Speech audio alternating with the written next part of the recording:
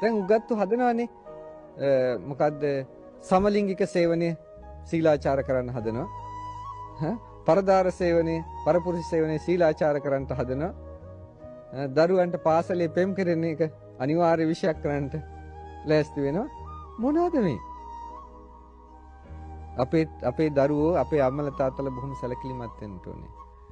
මේ පුංචි ලස්සන කතාවක් තියෙනවා. එක නරියෙක් හිටියලු.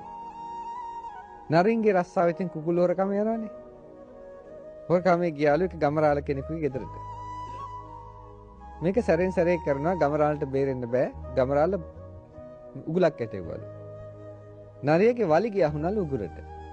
ඉතින් අදිනවා එන්නේ නැහැ. අන්තිමට එළි වෙන යාම එනවා. දන්නවා දැන් ඉතින් මරුන් කන තමයි ගමරාලගෙන් වෙන්නේ. මරණ බයක් තියෙනවා. පන බයේ වලිගය ඇද්දා. ඇද්දට පස්සේ වලිග කඩලා ගියා. දැන් කරගන්න දෙයක් නෑ. වලිගය දාලා නරියා ගියා හිමින් කැලිය ඇතුළට. යනකොට අනිත් නරි දෙන්නේ තුන් දැකලා ඒවා මොකද යාළුවේ මේ වෙලා තියෙන්නේ කියලා. එතකොට මෙයාට නුවණ පහළ වුණා. නරියා කපටියයි කියනවනේ.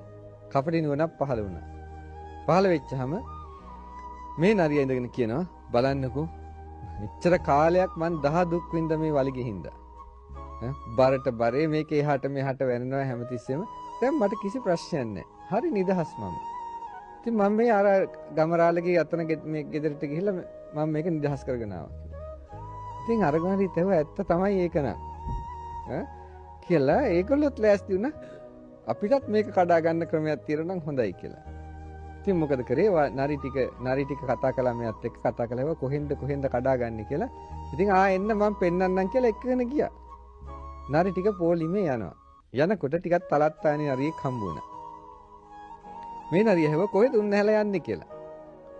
එතකොට කිව්වා මේ බලන්නකෝ මෙයා දැන් කොච්චර ලස්සනයිද? මෙයාගේ මේ බරට බරේ තීච්ච වලිගය අයින් කළා මෙයා කියනවා හරි සැපයි කියලා දැන්.